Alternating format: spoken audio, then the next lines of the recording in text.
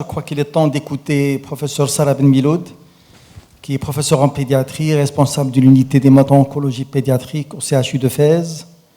Elle va nous parler des tumeurs abdominales de l'enfant.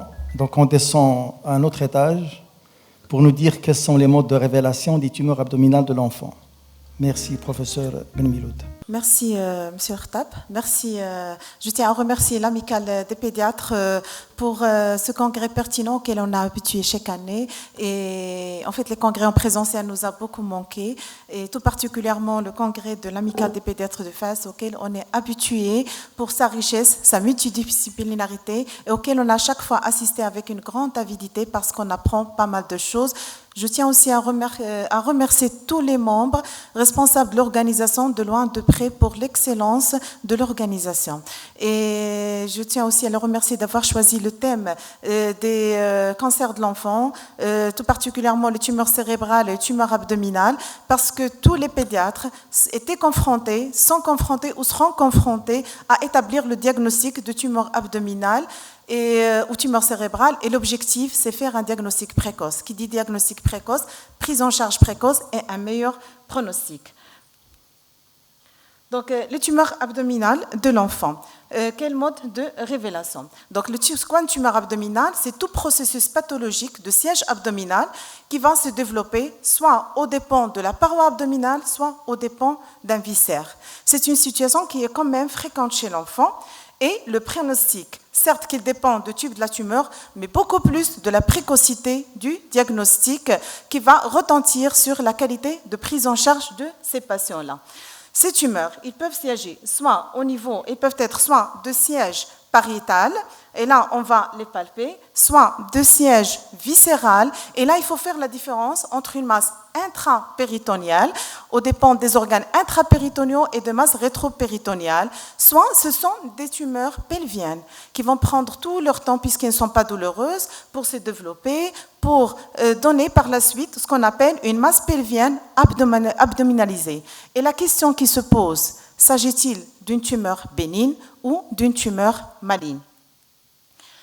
Pourquoi on a choisi le terme de tumeur abdominale? Parce qu'il faut savoir que l'abdomen, c'est le 3e lieu d'élection des cancers de l'enfant, après le leucémie et les tumeurs cérébrales.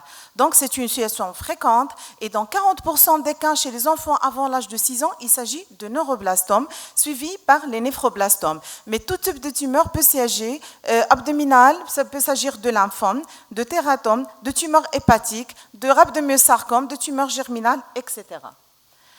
Avant l'âge de 1 an. Si c'est avant l'âge de 1 an, 70% des tumeurs sont d'origine malformative.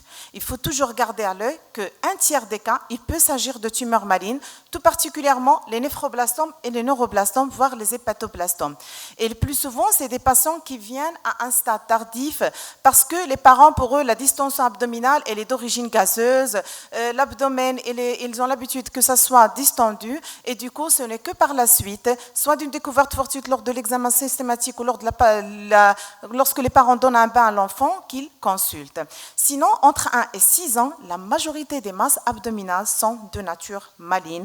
Essentiellement, ce sont les tumeurs rétropéritonéales, le néphroblastome et le neuroblastome.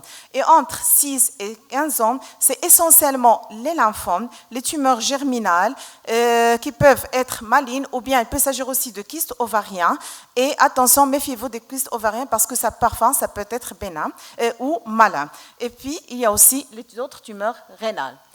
Donc, tout ceci nécessite une approche diagnostique multidisciplinaire, avec une bonne collaboration entre le pédiatre, le radiologue, le biologiste, l'anatomopathologiste et surtout l'oncopédiatre.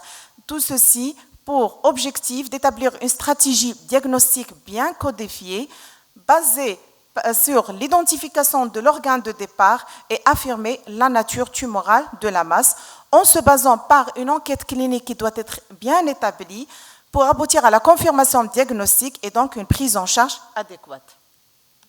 Alors pour cela, nous allons illustrer cette variabilité de présentation clinique à travers des cas cliniques. C'est des cas réels qui ont été tous admis chez nous en unité d'hémato-oncologie pédiatrique. Le premier, c'est Abdullah, c'est un nourrisson qui est âgé de 21 mois, qui n'a aucun antécédent et qui consulte pour une hématurie évoluante depuis 2 jours. Autant que pédiatre qui dit hématurie, on peut penser à plusieurs choses. S'agit-il d'une infection urinaire? S'agit-il d'un traumatisme abdominal, des troubles de crasse sanguine ou vraiment carrément une tumeur? Et là, l'examen clinique, il a une place primordiale.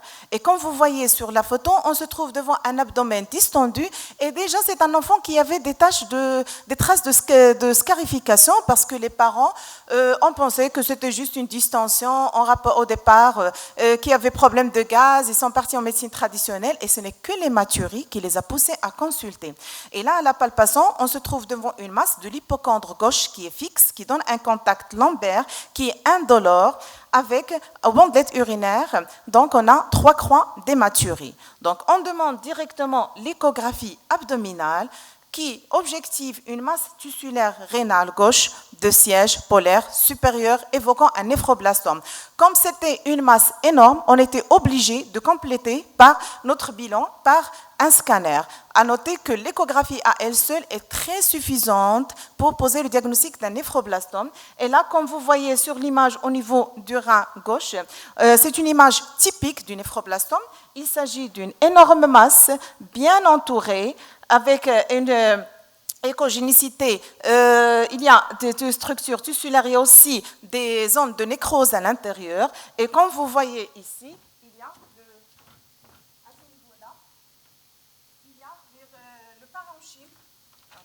Il y a le parenchyme rénal persistant qui reste et qui épaule la masse et qui a permis d'établir le diagnostic d'un néphroblastome. Donc, s'il y a un message à retenir devant toute hématurie, pensez à un néphroblastome.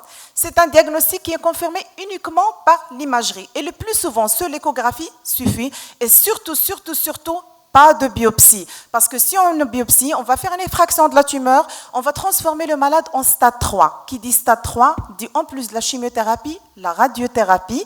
Une radiothérapie sur un organisme en pleine croissance, d'un côté la toxicité et d'autre côté les troubles de croissance. Donc la biopsie n'est indiquée qu'après une concertation pluridisciplinaire dans les masses tumorales rénales qui sont très atypiques et qui ne correspondent pas au néphroblastome.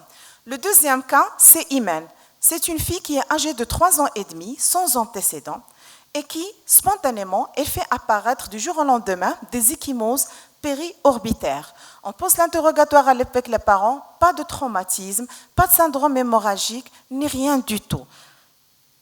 Donc, à l'examen clinique, on trouve que c'est une fille qui était hypertendue. À noter que les poufs fémoraux étaient présents de façon symétrique, avec présence des ecchymoses périorbitaires et une exophthalmie minime gauche. On continue notre examen systématique, on trouve un contact lombaire droit.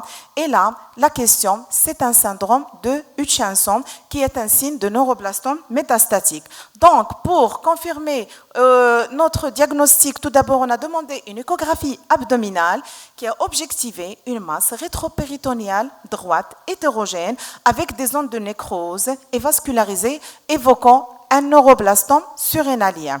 On complète par un scanner qui objective une énorme masse occupant la loge surrénalienne droite, envahissant les vaisseaux, comme vous voyez sur la flèche de votre droite, sur le deuxième imagerie, l'imagerie B, avec des calcifications que vous voyez sur l'imagerie A, évoquant fort probablement un neuroblastome. Donc, on continue notre exploration par les catécholamines urinaires qui étaient positives et une biopsie éco-guidée qui a confirmé notre diagnostic. Nous avons complété notre diagnostic pour stratifier le malade et le prendre en charge adéquatement. Le troisième cas clinique, il s'agit de Ahlam. C'est une fille âgée de 10 ans qui n'a aucun antécédent et qui a présenté une adénopathie évoluant depuis 20 jours avec altération de l'état général. Pas de notion de contagion tuberculeux, pas de notion d'infection orale à répétition. Et à l'examen clinique, à part l'adénopathie latérocervicale de 4 cm, on ne trouve rien. Cette adénopathie, comme vous voyez, elle était de grande taille et elle était adhérente au plan profond. Donc, une adénopathie de consistance dure adhérente au tronc profond, avec une taille qui dépasse les 3 cm, c'est malin jusqu'à preuve du contraire. On demande un bilan de première intention, tout particulièrement l'hémogramme qui était normal. Il n'y a pas de blastophrotie sanguin. La radio pulmonaire à la recherche d'adénopathie médiastinale, il n'y a rien, mais LDH était élevé, qui a en quelque sorte était en train de confirmer notre suspicion. Alors là, on fait une échographie de l'adénopathie et le radiologue nous répond effectivement que c'était une adénopathie dédifférenciée à cortex épaissi, évoquant une pathologie maligne. On complète par une échographie abdominale à la recherche d'autres adénopathies et là, on se trouve devant un processus lésionnel intrapéritonéal aux dépens de la dernière anse iliale, mal limitée hétérogène, prenant un Doppler couleur. Qui dit un processus de la dernière anse iliale, soit c'est une tuberculose, soit c'est un lymphome digestif, mais là, en tenant compte de l'état clinique de l'adénopathie, des caractéristiques de l'adénopathie, on était fortement orienté vers un lymphome digestif. Donc, on complète par un scanner qui confirme la présence d'une masse tissulaire digestive intraluminale occupant le flanc droit et aux dépens de la dernière anse iliale, évoquant un lymphome digestif. Donc, on fait un bilan de liste tumorale qui était positif. La cytoponction a confirmé notre diagnostic qui est le lymphome de Burkitt. À noter que le lymphome de Burkitt, c'est une urgence diagnostique et thérapeutique puisque c'est une masse qui peut doubler de taille du matin au soir, du jour au lendemain et qui peut donner un syndrome de Lee sévère avec hypercalémie qui peut donner carrément un arrêt cardiaque ou une insuffisance rénale. Donc, tout lymphome de Burkitt, il suffit, une fois on y pense, il faut adresser le malade en oncologie pédiatrique parce que c'est les patients auxquels on démarre le traitement, même le vendredi soir et même le week-end, parce qu'ils ne peuvent pas attendre. Le 4e cas, c'est Rania, nourrisson âgé de 5 mois, qui consulte pour une distension abdominale. À noter que les parents d'eux-mêmes, ils font un autotraitement à base de traitement contre les gaz, parce que pour eux, c'était juste une distension gazeuse, mais devant la persistance, ils ont consulté. Donc, à l'examen clinique, on se trouve devant une hépatomégalie avec une flèche hépatique à 15. La palpation minutieuse du foie trouve qu'il s'agit en fait d'une hépatomégalie à surface dure. Elle était irrégulière, elle était bosselée et elle était indolore. On complète d'emblée par une échographie qui objective une masse hépatique tissulaire avec des calcifications. Et là, le premier diagnostic pour un bébé de 5 mois, masse hépatique tissulaire et calcification, c'est quoi ? C'est l'hépatoblastome. Donc, on complète par un scanner et c'était en fait une masse aux dépens des segments 5, 6, 7 et 8 qui est de consistance tissulaire, qui contient des calcifications et qui évoquait effectivement, et qui était en rapport avec un hépatoblastome. Là, comment on peut confirmer le diagnostic ? Faut-il faire la biopsie ? On peut demander juste uniquement une prise de sang, c'est les alpha-fetoprotéines, et qui étaient très élevées. Ils étaient à 139 000. À noter qu'à cet âge-là, les alpha-fetoprotéines sont inférieures à 10, ce qui nous a permis de confirmer notre diagnostic. Donc, devant un âge, moins de 3 ans, une masse hépatique avec des calcifications alpha-fetoprotéines positives, c'est un hépatoblastome jusqu'à preuve du contraire. Le 5e cas, c'est Romaïssa. Romaïssa, c'est une fille âgée de 3 ans sans antécédent pathologique particulier qui consulte pour une constipation qui ne cédait pas à tous les traitements symptomatiques. Là, à l'examen clinique, excusez-moi, Romaïssa, je m'excuse, qui est consultée pour des taches de sang que la maman a consultées, a trouvées au niveau de sa culotte. Et on fait l'examen clinique et on se trouve devant cette image. Quel est le diagnostic ?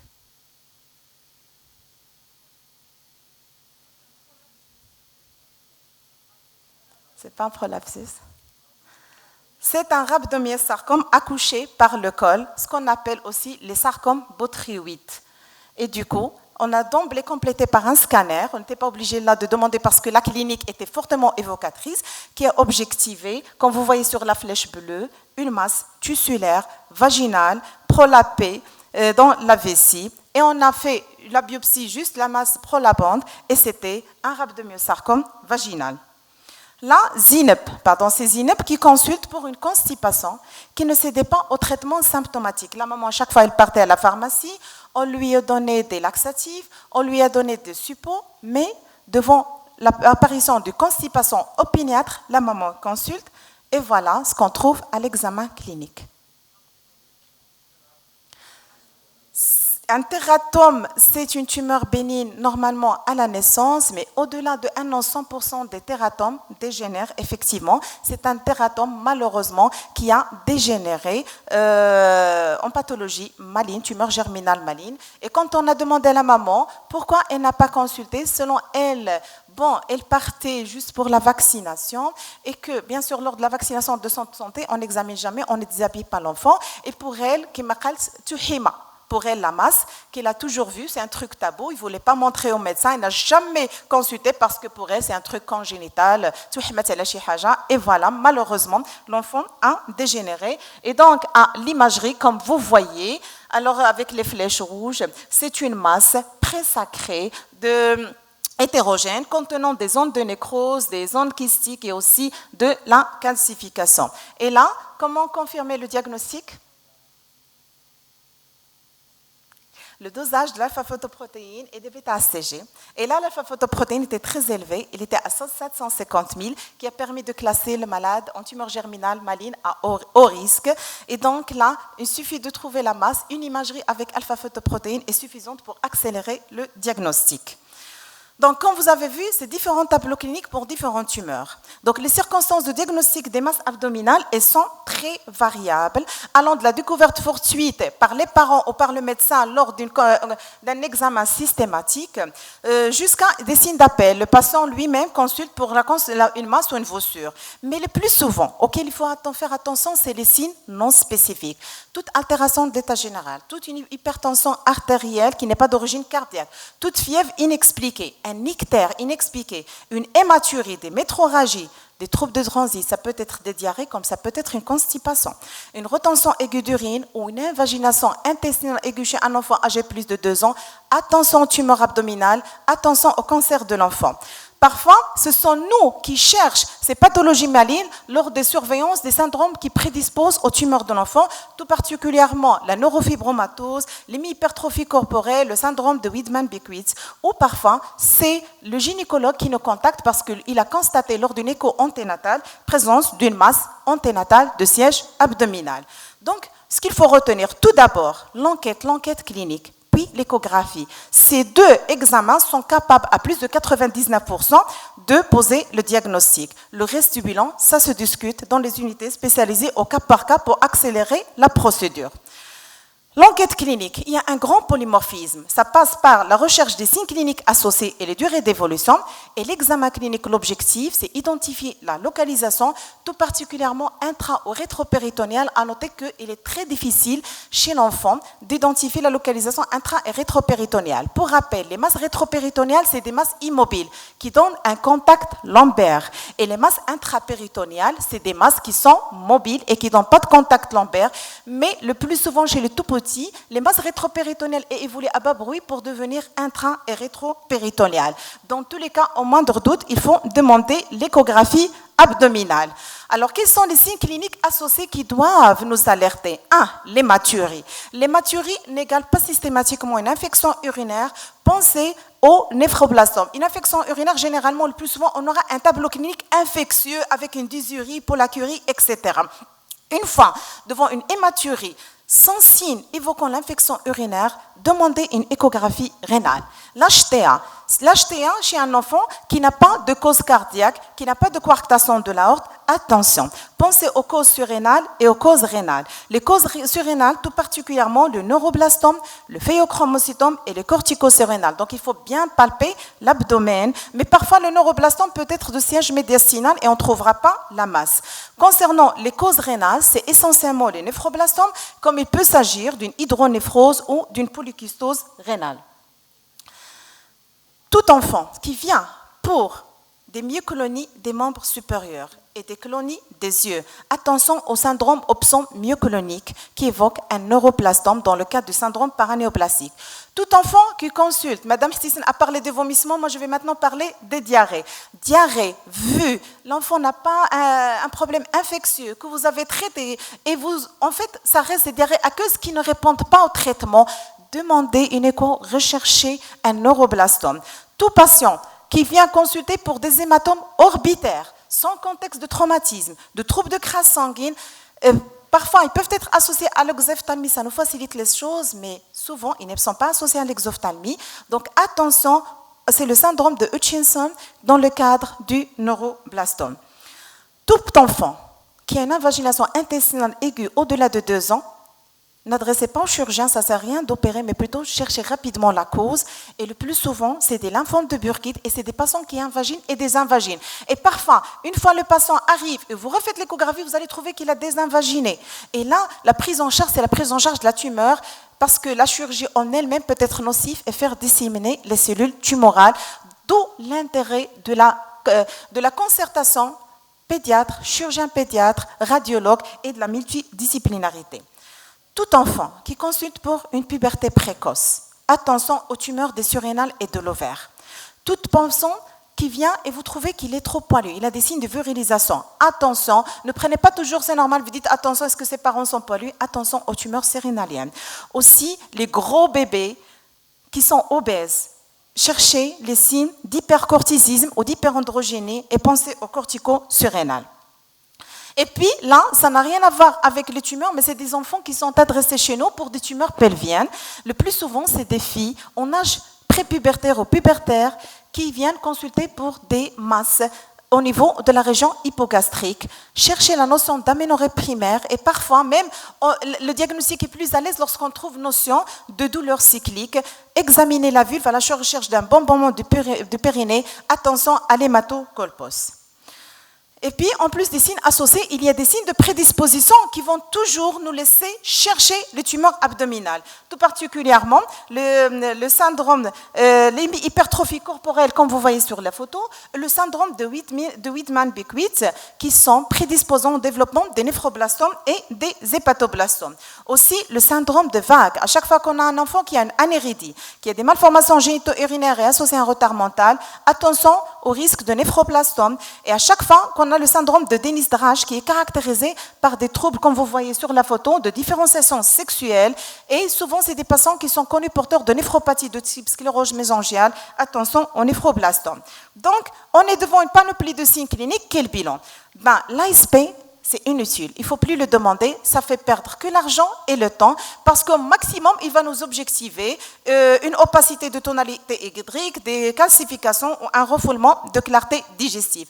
Demandez d'emblée l'échographie abdominale qui va nous permettre d'établir de diagnostic de tumeur abdominale de 90% puisqu'il va préciser le siège, les dimensions et il va aussi permettre d'éliminer les diagnostics différentiels, les kystes, les malformations.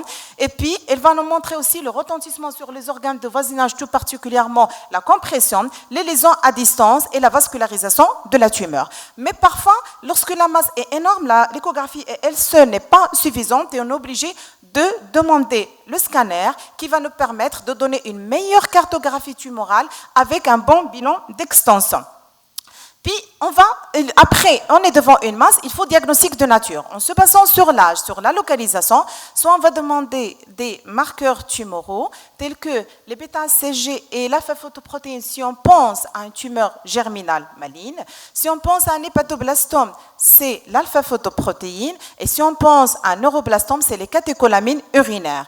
Par la suite, la discussion sera celle de la cytoponction ou cytospine. Là, à chaque fois qu'on a devant un lymphome, une cytoponction peut être suffisante, mais si on a un bon anatomopathologiste qui a l'habitude de lire les lames des enfants atteints de lymphome, ou bien un cytospine, c'est-à-dire du liquide. C'est-à-dire on peut prélever le liquide pleural ou le liquide d'acide et l'adresser au laboratoire d'anapathe qui va faire une centrifugation à la recherche de cellules tumorales. Mais là, ça nécessite une équipe d'anapathe expérimentée. Sinon, on demande les biopsies écho-escano-guidées. Et parfois, on demande les biopsies par scopie digestive, notamment lorsque nous, on a des épissements gastriques ou duodénaux ou lorsqu'on a des épissements au niveau rectal. Et là, on remercie l'équipe de gastro-entérologie parce qu'à chaque fois, on leur sollicite pour des coloscopies ou des fibroscopies avec biopsie pour permettre d'établir le diagnostic des lymphomes digestifs. Il faut connaître qu'actuellement, la laparoscopie et la laparotomie, elle est exceptionnellement demandée. C'est des gestes invasifs qui nécessitent la chirurgie, l'anesthésie, la cicatrice et du coup, ça tarde la prise en charge. Actuellement, il est très très rare. On les demande uniquement pour les masses très profondes qui sont inaccessibles à la biopsie écho ou scano-guidée. Donc, si on veut réunir toutes ces données, nous sommes devant une masse. Il faut rester toujours clinicien. Il faut identifier l'âge du patient, le sexe. Il faut chercher les signes prédisposants au cancer et au tumeur abdominal de l'enfant et les signes cliniques évocateurs. Il faut un bon examen pour localiser le siège de la masse et demander une échographie abdominale. Déjà ça, c'est une étape qui représente 80-90% de la prise en charge. Parce que cette échographie, il y aura deux choses. Soit il va résoudre d'emblée le problème en lui disant non, c'est un kyste udatique du foie, ou bien un kyste ovarien, ou une urétero-hydronéphrose, une polykystose rénale, ou c'est un hématocolpose, mais l'hématocolpose le plus souvent c'est clinique. Sinon, si elle dit que c'est une masse tumorale, là, on complète par une imagerie au cas par cas, soit TDM ou IRM, en fonction du siège et de l'indication. Et bien évidemment, en fonction de l'orientation diagnostique, est-ce que c'est une masse rétropéritonéale, rénale ou surrénale, intrapéritonéale, hépatique ou extrahépatique ou tumeur pelvienne, génitale ou non, on va demander les marqueurs tumoraux, soit les catécholamines, soit l'alpha-fetoprotéine, soit la bêta-ACG. Donc, concernant les tumeurs rétropéritonéales, on a une panoplie d'étiologies allant des causes malignes jusqu'aux pseudo-tumeurs. Donc, concernant les tumeurs rénales. Mais ce qu'il faut retenir, entre 1 et 6 ans, 90% des tumeurs rénales sont des néphroblastomes. Tout en sachant, il faut un bon radiologue pour éliminer les surprises qui sont les pseudo-tumeurs, notamment les abcès, les lymphangiomes, les pyélonéphrites, etc. Concernant les tumeurs surrénales ou les tumeurs de la loge surrénale, chez les tout petits avant l'âge de 6 ans, donc 90%, c'est des tumeurs malignes, c'est les neuroblastomes. Mais les autres diagnostics différentiels, en se basant sur les cliniques, c'est par exemple un patient qui est hypertendu avec des accès de rougeur, de sciure, de palpitation, pensez au phoiochromocytome. Lorsqu'on a des signes endocriniens, pensez au corticosurrénalome. Et puis, lorsqu'on a notion de traumatisme ou d'ancienneté de la symptomatologie, pensez aux pseudotumeurs tels que les hématomes, les duplications rénales, sans oublier les tumeurs bénignes. Alors maintenant, devant une tumeur surrénalienne, on a dit le premier diagnostic, c'est le neuroblastome. Mais quand pensez aux tumeurs non neuroblastiques, l'imagerie n'aide pas, parce que l'imagerie va vous dire que c'est une tumeur de la loge surrénalienne. Par contre, la clinique, si. Il faut chercher les anomalies endocriniennes et les signes adrénergiques. Tout enfant qui présente un syndrome de Cushing ou des signes d'imprégnation adrénergique ou troubles de différenciation sexuelle, cherchez les tumeurs surrénaliennes. Concernant les tumeurs intrapéritonéales, alors les tumeurs intrapéritonéales, le raisonnement serait facile. Est-ce qu'il est au dépend du foie ou non? Si on est devant une tumeur hépatique, chez un enfant moins de 3 ans, pensez aux hépatoblastomes. C'est le plus fréquent. Mais attention, les leucémies et les lymphomes aussi peuvent donner des métastases et aussi le neuroblastome chez les tout petits avant l'âge de 6 mois, ou avant l'âge de 1 an, ce qu'on appelle le syndrome de Pepper. Lorsque la lésion est extrahépatique, sous forme d'adénopathie, d'épaississement digestif, attention aux lymphomes non hodgkiniens, tout ça particulièrement les lymphomes B. Aussi, si on a c'est un tableau chronique, là on peut penser aux pathologies bénignes. Et enfin, pour les tumeurs pelvi-abdominales, on parle de pelvi-abdominale parce que le plus souvent, elle évolue à bas bruit pour envahir l'abdomen. S'ils sont d'origine génitale, c'est essentiellement les tumeurs germinales, mais on peut aussi, à l'examen clinique, éliminer l'hématocolpose. Si elles sont extragénitales, c'est-à-dire présacrées, rétrorectales, attention aux neuroblastome pelvien, au rhabdomyosarcome du sinus urogénital et aux tumeurs germinales. Donc, c'est le message clé et le dernier sur cette photo. Si vous avez une masse de l'hypochondre droit, pensez à l'hépatoblastome, aux hémangiomes, à l'hydronéphrose, la polykystose rénale, les tumeurs rénales et les tumeurs surrénales. Bien évidemment, c'est la clinique qui va vous aider. Si on a une masse de l'hypochondre gauche, pensez à l'hydronéphrose, les tumeurs rénales, surrénales et les tumeurs spléniques. N'oubliez pas les contextes de traumatisme, les hématomes et la polykystose rénale. Si on a une masse de la fosse iliaque droite, il n'y a pas que le plastron appendiculaire. Attention aux kystes et tumeurs de l'ovaire, les lymphomes non hodgkiniens et la tuberculose. Et si on a une masse hypogastrique, attention aux tératomes, aux tumeurs pancréatiques, examiner la vulve à la recherche d'un hématocolpose, mais il y a aussi le neuroblastome dans sa forme pelvienne et aussi le rhabdomyosarcome. Donc en conclusion, les étiologies sont nombreuses. Il faut tenir compte, il faut rester clinicien, l'âge, la clinique et les signes associés et compléter par une échographie pour établir un diagnostic précoce. Et la dernière phrase que je veux que vous reteniez, toute masse ne conduit pas obligatoirement à une intervention chirurgicale ou à une biopsie parce que parfois ça peut être nocif. Merci.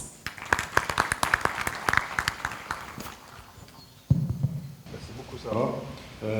Présentation très pertinente, tu as fait un peu le tour de toute la question.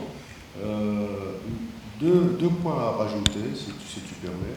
Et pour les collègues pédiatres, alors nous, en tant qu'oncologue pédiatre, on s'est intéressé, on adore l'oncologie pédiatrique, non pas parce qu'on peut être éventuellement des gens qui aiment la douleur ou qui aiment les difficultés, mais en fait, en oncologie pédiatrique, ce que vient de présenter Sarah, la plupart de ces tumeurs, ils sont de très bons pronostics chez l'enfant. Donc, c'est que le pronostic des tumeurs malignes, globalement, est une bonne partie où le patient, quand il est pris en charge précocement, il guérit totalement. Donc, un message qu'on souhaite passer par rapport à la pathologie tumorale, si on reste ici dans l'abdomen, les masses abdominales de l'enfant, les plus fréquentes, d'abord c'est le néphroblastome et le lymphome. Ces deux pathologies guérissent pratiquement totalement chez l'enfant. Donc ça, c'est un message à retenir par rapport à la pathologie tumorale de la tête.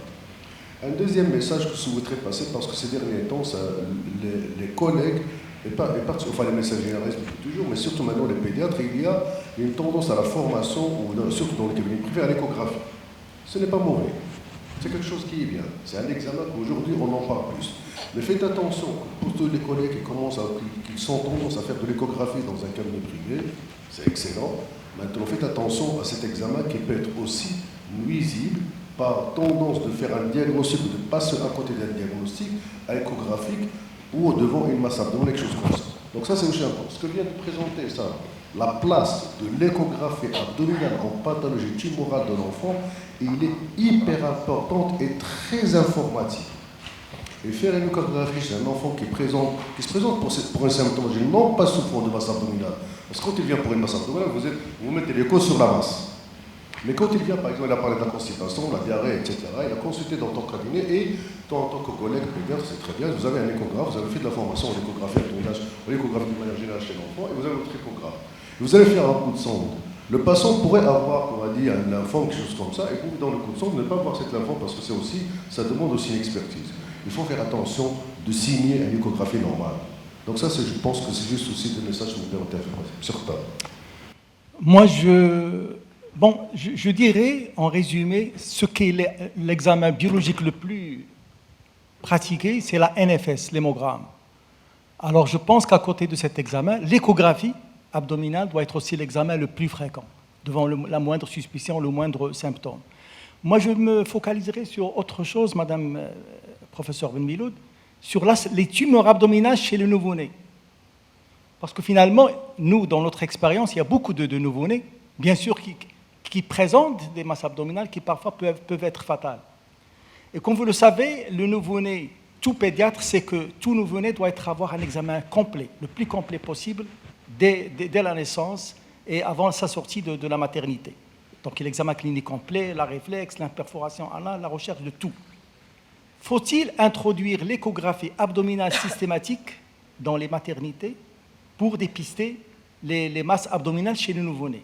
Parce que finalement, il y avait une étude qui a été faite et qui a montré la fréquence, l'incidence des autres anomalies cherchées à la naissance systématique. Ils ont la même incidence que les masses abdominales chez le nouveau-né. Et donc ça, c'est une question de réflexion à poser. Et nous devons, nous, en tant que pédiatres et en tant que société savante, innover et donner des propositions. Parce que malheureusement, les sociétés de pédiatrie, aussi bien nationales que régionales, n'ont pas fait assez de pression sur le ministère pour que le dépistage, même les dépistages sur la drépano, la phénylcétonurie, n'est pas encore généralisé après un siècle d'exercice de pédiatrie. Et ça, c'est un reproche, et je pense que les sociétés doivent travailler aussi bien sur le dépistage systématique qui se fait ailleurs que sur, peut-être, et ça demande une réflexion, sur l'échographie abdominale systématique chez le nouveau-né. À vous la parole, la salle, sur ce qu'a dit professeur Ben Miloud. Merci. J'aimerais savoir sur le plan pratique, une fois le pédiatre a fait son diagnostic de néphroblastome ou de neuroblastome, faut-il qu'il adresse directement son patient vers le service d'oncologie, chez vous, ou vers la chirurgie directement? Merci pour votre question. Effectivement, une fois on a posé diagnostic sur échographie de tumeur abdominale, adressez-le immédiatement en oncologie pédiatrique. Parce que le chirurgien il n'opère jamais sans le feu vert.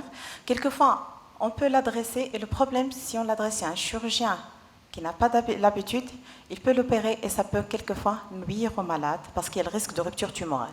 Aussi, vous devez savoir que les cancers de l'enfant, ils sont admis en pédiatrie par le biais des urgences dans la même valeur qu'une méningite ou qu'un pleurésie ou qu'un empième.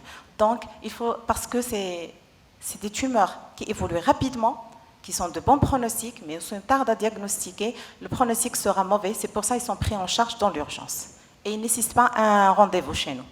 Et je dirais même que l'oncologue pédiatre est le chef d'orchestre des tumeurs abdominales. Le chef d'orchestre, donc il a été formé pour cela et savoir à qui. Il sait qu'il faut qu'il l'adresse au chirurgien en premier, parce qu'il y a des tumeurs qui guérissent par chirurgie seule. Et donc, il restera le chef d'orchestre des tumeurs abdominales. Pas de questions? Non, soit vous étiez très clair, soit que les gens s'apprêtent à partir le plus tôt possible. On vous remercie.